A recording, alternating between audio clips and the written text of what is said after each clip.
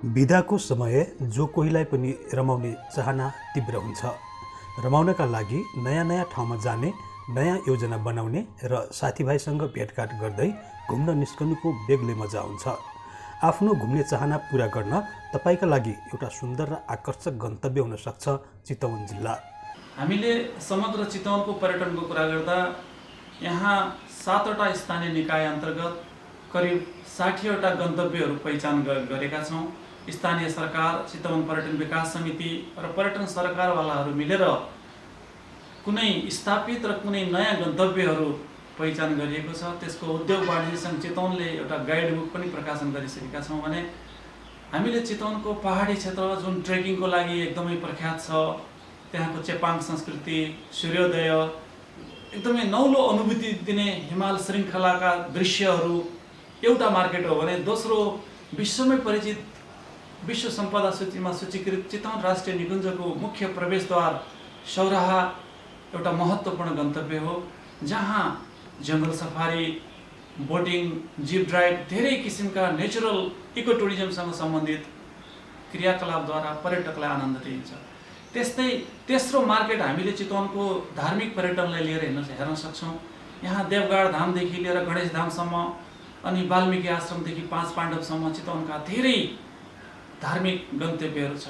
अहिले भर्खरै एउटा अयोध्याको जन्मभूमि भन्ने कुराहरू पनि आइरहेको छ। यसको पुरातात्विक विभागबाट अनुसन्धान हुन बाँकी छ। त्यस्तै एउटा ऐतिहासिक कुरा हेर्दा आजभन्दा 2200 वर्ष अगाडि सम्राट अशोक जुन ठोरीको माध्यमबाट चितलाङ हुँदै काठमाडौँ पदयात्रा गरे, त्यो एउटा बौद्धिस्ट हेरिटेज पनि हाम्रै चितवनमा पर्छ। अनि अर्को गन्तव्य पटियानीदेखि मेघोलीसम्म पर्यटनको महत्त्वपूर्ण केन्द्र हो। 2022 सालदेखि सर्वप्रथम नेपालमा जङ्गल सफारीको सुरुवात गर्ने मेघोली आज संसारभर पर्यटनको महत्त्वपूर्ण गन्तव्यको रूपमा परिचित छ। नेपालको प्रमुख पर्यटकीय जिल्लाका रूपमा परिचित चितवन जिल्ला कृषि र पर्यटनको दृष्टिकोणले प्रचुर सम्भावना बोकेको जिल्ला मानिन्छ। कृषि र पर्यटनलाई आधार मान्ने हो भने यहाँ धेरैभन्दा धेरै सम्भावनाका ढोका उघारिन सक्छन्। कृषिपछि पर्यटनमा असीमित सम्भावना बोकेको जिल्लाका रूपमा रहेको चितवन पर्यटकीय गन्तव्यका लागि अब्बल छ, जहाँ आदिवासी जनजातिका संस्कृतिदेखि लिएर प्राकृतिक वातावरणमा रम्न चाहने पर्यटकको लागि आनन्द प्राप्त गर्ने स्थलको रूपमा स्थापित छ। त्यस्तै 5औं पर्यटकीय गन्तव्यमा माडी क्षेत्र छ, जुन चितवन नेसनल पार्क भन्दा पारिपट्टि भारतको उत्तर प्रदेशसँग जोडिएको छ। एकदमै भर्जिन एरिया नेसनल पार्कको काखमा छ। चारैतिर डाँडाहरूको मनोरम उपत्यकाको रूपमा यहाँ मगर संस्कृति, थारू संस्कृति लगायत होमस्टेहरू पनि सञ्चालित छन् र रणनीतिक रूपमा नेपाल सरकारले पनि 3वटा 100 गन्तव्य मध्ये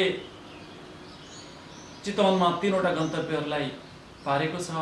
पटियानी, सोमेश्वरगढी, विषहजारी ताल भने प्रदेश सरकारले बागमती प्रदेश अन्तर्गत 10वटा महत्त्वपूर्ण पर्यटकीय गन्तव्य छनौट गर्ने क्रममा 1 नम्बरमा मेघोली छनौट भएको छ, जुन हाम्रै चितवन जिल्लामा पर्दछ। स्वदेशी तथा विदेशी पर्यटकको मुख्य गन्तव्यका रूपमा पछिल्लो समय पहिलो रोजाइ बन्दै आइरहेको चितवन जिल्लाभित्र रहेको नेपालकै पहिलो चितवन राष्ट्रिय निकुञ्जले पर्यटकलाई लोभ्याउँदै आएको छ। प्राकृतिक सौन्दर्य र इको टुरिज्ममा व्यावसायिक रूपमा होटल व्यवसाय सञ्चालन हुन थालेपछि यहाँ बिस्तारै बिस्तारै पर्यटन व्यवसायको पनि विकास हुन थालेको हो। यहाँ सांस्कृतिक पर्यटन, खेल पर्यटन, स्वास्थ्य पर्यटनको पनि अत्यन्त प्रचुर सम्भावना छ। किनभने चितवनलाई एउटा स्वास्थ्य मेडिकल सिटीको रूपमा पनि चिनिन्छ भने जुन अन्तर्राष्ट्रिय क्रिकेट रङ्गशाला बन्दैछ, त्यसले चितवनमा भोलिका दिनमा थप बाह्य पर्यटकको सम्भावनालाई उजागर गर्छ। यहाँ ठुला ठुला नदीहरू र तालहरूमा धेरै वाटर एक्टिभिटिजहरू हामीले सञ्चालन गर्ने सम्भावना देखेका छौँ। भर्खरै एउटा क्रुज करिब 300 जनालाई मनोरञ्जन प्रदान गर्न सक्ने एउटा मिनी सिप पनि तयार भइसकेको छ। यो पनि एउटा थप चितवन पर्यटनको लागि एउटा आकर्षक क्रियाकलाप हो। त्यस्तै यहाँका सामुदायिक वनहरूमा जुन पर्यटनको विकास गरिएको छ, त्यसले गर्दा फरक फरक क्षेत्रमा एकै ठाउँमा केन्द्रीकृत भएको पर्यटन विकासलाई एउटा डाइभर्सिफिकेसन गर्न महत्त्वपूर्ण भूमिका खेलेको छ। विशेष गरी चितवनको सौराहा क्षेत्र पर्यटकीय दृष्टिले विकसित हुँदै गएपछि उक्त क्षेत्रमा पर्यटकहरूलाई खाने र बस्ने पर्याप्त सेवा सुविधा उपलब्ध गराउन होटलहरू स्थापना हुन थालेका छन्। र चितवनको सन्दर्भमा यहाँ करिब 225वटा पर्यटक स्तरीय होटलहरू छ, जुन धेरै सुविधा सम्पन्न होटलहरू हुन् तिनीहरू। त्यो लगायत करिब 1200 होटल तथा रेस्टुरेन्टहरू यहाँ सञ्चालित छन्। अनि 7वटै स्थानीय तहमा हामीले पर्यटन क्षेत्रमा हेर्दा करिब 1500वटा कफी सप, टी सप र रेस्टुरेन्टहरू, साना किसिमका रेस्टुरेन्टहरू छ। यस हिसाबले हेर्दा रोजगारीको सङ्ख्यामा करिब 16,500 जनाले प्रत्यक्ष रोजगार पाएका छन् भने आज हामीले चितवनको पर्यटनमा करिब 30 अरब लगानी भएको देखेका छौँ। त्यसकारण यति धेरै लगानी अहिले एकदमै क्राइसिसको अवस्थामा छ। करिब 40% व्यवसायीहरूले बैंक लोनबाट आफ्नो व्यवसाय सञ्चालन गरेका छन्। आज किस्ता तिर्न गाह्रो छ, धेरैको रोजगारी कटौती भएको छ। यी समस्या हामी सबैलाई ज्ञात छ। समाधान के हो त? सरकारको तर्फबाट जुन राहत दिने भनेको छ त्यो प्रदान गरिएको छैन। म निवेदन गर्छु सकेसम्म छिटो व्यवसायीहरूलाई बाँच्न दिने आधार बनाउनु पर्यो, किनभने उनीहरूलाई हामीले टिकाउन सकिएन र उनीहरू पलायन भयो भने भोलि न त हामीले रोजगारी सृजना गर्छौँ न त राजस्व नै प्राप्त गर्न सक्छौँ। त्यसकारण आर्थिक मेरुदण्डको रूपमा जुन पर्यटनलाई स्वीकार गरिएको छ, अहिलेको क्राइसिसको अवस्थामा राज्यले उनीहरूलाई संरक्षण गर्यो भने भोलिका दिनहरूमा फेरि ट्याक्स लिएर अनि हामीले उहाँहरूबाट फेरि राज्यमा त्यसको रिटर्न लिन सक्छौँ। पर्यटन प्रवर्धन गर्न सके पर्यटक बढ्नुका साथै आय आर्जनमा वृद्धि हुने भएकाले होटल व्यवसायी एवं संरक्षण प्रेमीहरूको संयुक्त पहलमा औपचारिक रूपमा चितवन पर्यटन विकास समितिको स्थापनासँगै यहाँको पर्यटन विकासले गति लिँदै आइरहेको छ। समितिको स्थापनापछि चितवनको पर्यटन प्रवर्धनमा सहजता थपिएको छ। म चितवन पर्यटन विकास समिति तर्फबाट, भरतपुर महानगरपालिकाको तर्फबाट देश विदेशमा रहनुभएका सम्पूर्ण पर्यटकहरूलाई हाम्रा यहाँका 60 भन्दा बढी गन्तव्यहरूमा भ्रमण गर्नको लागि निवेदन गर्छु। चितवन जिल्लाको मुख्य पर्यटकीय गन्तव्यका रूपमा यति बेला मेघौली क्षेत्र बन्दै आइरहेको छ। यहाँको पर्यटकीय गन्तव्य हामी 10औं नम्बरभित्र हो र यसमा सम्भावनाको चिजहरू मेघौलीमा एकदमै पुरानोबाट पनि भएको चिज ठाउँ हो र अहिले नयाँमा अझै केही कुराहरू नयाँ कुराहरू थपेर आइरहेको छ। पहिला हाम्रो यो होमस्टेहरूको व्यवस्था त्यति थिएन र अहिले नयाँमा चाहिँ एउटा होमस्टेको चाहिँ एउटा प्रशस्त रूपले वडाले पनि केही सहयोगको आधारमा उहाँहरू अगाडि बढ्नु भएको छ। होमस्टेहरू राम्रो छन्। विदेशी पाहुनालाई मात्रै होइन, स्वदेशी पाहुनालाई पनि व्यवस्थापन गर्ने हिसाबले हामीले होमस्टेको व्यवस्थापन गरेका छौँ। नम्बर 1। नम्बर 2मा स्वदेशी तथा विदेशी पाहुनाहरूलाई एउटा आकर्षित रूपले लानुको लागि चाहिँ जङ्गलभित्रबाट चाहिँ आएको गाडालाई मात्रै देखाउने होइन, हामीले एउटा राइनोको चाहिँ एउटा व्यवस्थापन गर्नुको लागि राइनो पार्कको पनि व्यवस्था गरिरहेका छौँ र हाम्रो एयरपोर्टकै नजिक एयरपोर्टदेखि थोरै साइडमा सामुदायिक वनभित्र एउटा राइनो पार्कको पनि व्यवस्थापन गरिरहेको छौँ र त्यस्तै विभिन्न तरिकाको छन्। यसमा चाहिँ एकदम सस्तोमा स्वदेशी पाहुनाहरूलाई पनि तपाईँको जङ्गल सफारी, बोट सफारी, हात्ती सफारी सबै कुराहरू, यहाँ 2टा खोला छन् तपाईँको रापती र नारायणी, त्यसको बिचमा दोभानसम्म जानुको लागि बोट सफारी चाहिँ एकदम व्यवस्थापन छ। सस्तोमा चाहिँ यो सफारीहरू सबै सस्तोमा हुन्छन् र होमस्टेमा खानापिनाको आफ्नो कल्चरको तरिकाले, आफ्नो घरमै बनेको तरिकाले, घरकै खानाको हिसाबले चाहिँ व्यवस्थापन हुन्छन् र धेरै कुराहरूको सुविधा छन् यसमा। नेपालको पहिलो निकुञ्ज तथा 2 ठुला नदी नारायणी र राप्तीले 3 तिरबाट घेरिएको सुन्दर टापुका रूपमा अवस्थित पर्यटकीय आकर्षणको केन्द्रबिन्दु मेघौली उदाउँदो पर्यटकीय गन्तव्य स्थलका रूपमा परिचित छ। पर्यटकीय गन्तव्यलाई कसरी चलायमान गर्ने भनेर चाहिँ हामीले अहिले चाहिँ कोसिस के छ भने सकेसम्म जस्तो डोमेस्टिक पर्यटक मतलब नेपालकै लोकल टुरिज्मलाई कसरी हुन्छ प्राथमिकता दिएर त्यसैलाई नै भित्राउने कोसिस गरिरहेको छौँ र त्यसैको लागि अब प्याकेजहरू एकदम आकर्षक खाले जस्तो स्थानीयलाई अलिकति आओस् घुमोस् भन्ने हिसाबले चाहिँ अब हामीले कोसिस गरिरहेको छौँ। The tourism in here has been more on domestic. Megoli Serai, usually the guests that we have are mostly international, but in the past few days, few months rather, we have been into the domestic market, and we get a lot of guests that are coming from different places. So I think after the lockdown has been with us for the last 6-7 months, now is the time that people are into seeing the whole Nepal. मेघौलीमा पर्यटकीय सम्भावना धेरै राम्रो छ यहाँ, किनभने यहाँ national पार्कको छेउमा भएको हुनाले यहाँ जङ्गली जनावरहरू प्रशस्त पाइन्छ। यहाँ 9वटा सामुदायिक वनहरू छ, त्यो छ। अनि अर्को कुरा यहाँ विभिन्न जात जातिको आदिवासीहरूको बसोबास छ। यहाँ सबै जात जातिको संस्कृति हेर्न पाइन्छ। अन्यत्र एउटा जातिको मात्रै हेर्न पाइन्छ भने मेघौलीमा सबै जातिको हेर्न पाइन्छ। हामीले यो होमस्टे खोलेदेखि आर्थिक सञ्चालन चाहिँ राम्रै भइरहेछ, सुधार भइरहेछ। यहाँका गाउँलेहरूलाई, यहाँका होमस्टे कर्मीहरूलाई राम्रै भइरहेछ। अब पहिला चाहिँ निकै गाह्रो हुन्थ्यो हैन, कुनै एउटा आय आर्जन अब गर्नलाई। अहिले चाहिँ होमस्टे खोलेदेखि धेरै राम्रो भएको छ। निकुञ्जको स्थापना गर्नु अगाडि नै विक्रम सम्वत 2022 देखि नेपालमै सर्वप्रथम जङ्गल सफारीको सुरुवात गर्ने टाइगर टप्स जङ्गल लजको प्रवेशद्वार मेघौलीमा 8वटा सामुदायिक वनहरू, थारू सांस्कृतिक सङ्ग्रहालय, 25 किलोमिटर 2 नदीले घेरिएका किनारहरू, डुङ्गा सयर तथा र्याफ्टिङ, चरा अवलोकन, अन्तर्राष्ट्रिय हात्ती पोलो, प्यारा जम्पिङ, विभिन्न जनजातिका सांस्कृतिक झलकहरूका कारण पर्यटकीय दृष्टिकोणले मेघौली प्रख्यात छ। नारायणी र राप्ती 2 विशाल नदीको सङ्गम स्थल गोलाघाटमा साँझपख देखिने सूर्यास्त दृश्यावलोकनले पर्यटकहरूलाई अविस्मरणीय प्राकृतिक दृश्यपान गर्न सहयोग पुर्याइरहेको हुन्छ। देवघाट धामदेखि त्रिवेणी धामसम्मको धार्मिक पर्यटकीय जलयात्रामा बास बस्नुपर्ने यस स्थलमा आरामदायी रिसोर्ट, होटल, लज तथा थारू सामुदायिक होमस्टेमा सुविधा सम्पन्न बसोबासको व्यवस्था मिलाइएको छ। राधाकृष्ण सामुदायिक वन अन्तर्गत इको पार्कमा निर्माणाधीन असहाय वन्यजन्तु संरक्षण केन्द्र तथा बदाहा सामुदायिक वनको इको पिकनिक पार्क मेघौलीका महत्त्वपूर्ण गन्तव्य स्थल हुन्। भरतपुरदेखि 25 किलोमिटर पश्चिममा अवस्थित मेघौली क्षेत्रमा संरक्षणमा आधारित पर्यटनको विकास गर्न सके पर्यापर्यटनको प्रचुर मात्रामा विकास हुने देखिन्छ। यसैगरी भरतपुरदेखि 17 किलोमिटर दक्षिणमा अवस्थित पटिहानी क्षेत्र पनि सामाजिक, सांस्कृतिक, धार्मिक एवं प्राकृतिक दृष्टिले महत्त्वपूर्ण क्षेत्रका रूपमा रहेको छ।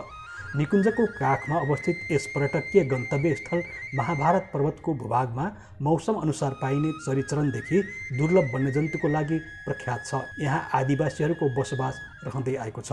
वास्तवमा यो ठाउँ एउटा जैविक विविधताले भरिपूर्ण ठाउँ पनि हो र सँगसँगै यो कला संस्कृतिले भरेको ठाउँ पनि हो। आदिमकालदेखि यहाँ थारूहरूको बाक्लो बसोबास भएको ठाउँ हो र हाम्रा चितवनमा आउने पर्यटकहरू विशेष गरिकन हाम्रो चाहिँ वाइल्ड लाइफ टुरिज्म र यो कल्चरसँग जोडिने टुरिज्महरू नै बढी भएको कारणले गर्दा यो ठाउँमा प्रचुर सम्भावना, पर्यटकीय हिसाब किताबले प्रचुर सम्भावना भएको मैले पाएको छु र हामी निर्वाचित भए पश्चात यही सम्भावनालाई हामीले उजागर गरेर अहिले चाहिँ नेपाल भ्रमण वर्ष 2020मा नेपाल सरकारले पटिहानीलाई उत्कृष्ट 100 गन्तव्य मध्येको एक गन्तव्यमा चाहिँ यसलाई चाहिँ सूचीकृत गरेको कुरा म निवेदन गर्छु। विशेष गरिकन यो ठाउँमा मैले अगाडि पनि निवेदन गरेँ, यो हाम्रो चाहिँ अगाडि समीपमै चितवन राष्ट्रिय निकुञ्ज जुन ओल्ड हेरिटेज साइट पनि हो यो छ र यहाँ चाहिँ जङ्गली जनावरहरू, एकसिङे गैँडा, विशेष गरिकन लोपुनुक, एकसिङे गैँडा लगायत तमाम जङ्गली जनावरहरू हामी हेर्न सक्छौँ। सँगसँगै हामीसँग साइबेरियन बर्ड्सहरू पनि त्यत्तिकै मात्रामा यहाँ उपलब्ध हुन सक्छन् र यहाँ जलविहार पनि त्यत्तिकै रौनक हुन्छ र सँगसँगै बेलुकाको सूर्यास्तको अवस्था पनि हामी हेर्न सक्छौँ र साँझ पखको अवस्थामा हामीले उहाँहरूलाई थारू संस्कृतिसँग पर्यटकहरूलाई जोडिराख्दाखेरि साँच्चै नै यो ठाउँले अलिकति पर्यटकको मन जितेको हामीले आभास गरिराखेका छौँ र त्यसको फलस्वरूप हामीले अहिले केही समय यता एउटा लगानी मैत्री वातावरण बनेर पनि यहाँ चाहिँ ठुला लगानीका होटलहरू आएको पनि हामीलाई चाहिँ अनुभूति छ। हामीले वास्तवमा यो क्षेत्रको प्रवर्धनको लागि सुरुदेखि नै हामी चिन्तित भएर यही ठाउँमा हामीले चाहिँ एउटा महिला पत्रकारको राष्ट्रिय सम्मेलन पनि गऱ्यौँ। यसको अर्थ थियो यसलाई चाहिँ अलिक व्यापक रूपमा, देशव्यापी रूपमा चिनाउँ र यद्यपि यसको चाहिँ केही समय अगाडिदेखि गति लिएकै थियो, तथापि पनि हामीले अब यसको ठाउँको लागि ब्रान्डिङ गर्नका लागि र प्रचार प्रसार अहिले आवश्यक छ भन्ने हिसाब किताबले हामी चाहिँ जुट्यौँ र हामीले अलिकति एउटा पर्यटन सूचना केन्द्र पनि हाम्रो बिचमा छ, पट्यानी पर्यटन सूचना केन्द्र। त्यो मार्फत पनि वेबसाइट मार्फत पनि हामीले विभिन्न यहाँका गतिविधिहरूलाई हामीले चाहिँ बाहिर उदाहरण गर्ने कामहरू गरिरहेछौँ। सँगसँगै हामीले चाहिँ स्पोर्ट्स टुरिज्मलाई पनि हामीले जोड्ने प्रयास गरेका छौँ। हाम्रो यही ठाउँ हो पटियानीमा, हामीले अन्तर्राष्ट्रिय स्तरका भलिबलहरू खेलाउँछौँ साफ लेभलका, त्यसले पनि हाम्रो यो क्षेत्रलाई अलिकति चिनारी गर्नलाई सहयोग पुगिराखेको छ। सँगसँगै हामीले म्याराथन दौडहरू पनि गर्ने गर्छौँ र अरू खालका गतिविधिहरू गरिराख्दाखेरि पछिल्लो समयमा यसले आफ्नो एउटा चिनारी बनाएको महसुस हामीलाई भइराखेको छ। पछिल्लो समय यहाँ सञ्चालित ठुला होटल तथा रिसोर्टले पर्यटकको सेवा सुविधामा थप टेवा पुर्याउँदै आएको छ। यसो छ, हाम्रो पहिलो त हाम्रो चितवन देशकै तेस्रो पर्यटकीय गन्तव्य भयो। योभन्दा अगाडि यो जङ्गल टुरिज्ममा आधारित पर्यटन मेघौलीको टाइगर स्टपबाट सुरु भएको थियो। त्यो बिस्तारै सौरातर्फ सर्यो, बढ्दै गयो। त्यसपछि सौराबाट क्रमशः खुल्दै आउने क्रममा 2043-44 सालतिरदेखि यो पटियानी क्षेत्रमा नै यो पर्यटन बाह्य र आन्तरिक दुवै पर्यटन सुरु भएको हो। त्यसले पटियानी अत्यन्तै सम्भावनायुक्त क्षेत्र हो, किनभने यहाँबाट देखिने मनोरम दृश्यहरू एकदमै विदिन मिनेट होइन, केही मिनेटभित्रै र केही समयभित्र नै त्यो चाहे हात्तीबाट हामी जाउँ हात्ती सफारीको रूपमा, अथवा जङ्गल वाक गरौँ अथवा जिप सफारी गरौँ, हामी जनावरका गतिविधिहरू देख्न सक्छौँ। एकसिङे गैँडादेखि बाघदेखि हरिण मृग, यी जनावरहरू हरेक प्रकारको जनावर देखिन सकिन्छ।